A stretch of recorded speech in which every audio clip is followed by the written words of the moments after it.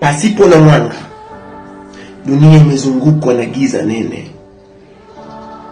Hivyo mwanga huko mahususi kwa ajili ya kukabiliana na giza. Kwa hiyo bila mwanga hatuwezi kuona. Hatuwezi kuona kabisa. Ndio maana wale ambao wanaoongoza njia ni wale ambao walioshika mwanga. Lakini mwanga ni mwanga wa aina gani ninaozungumzia hapa?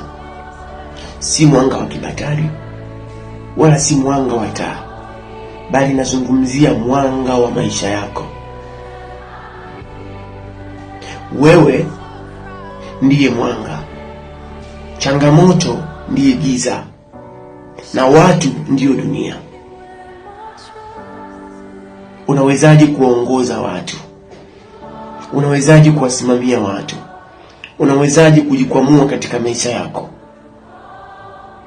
Unapaswa kuwa mwanga kwa ajili yako na kwa ajili ya wengine nyuma wanaokutegemea.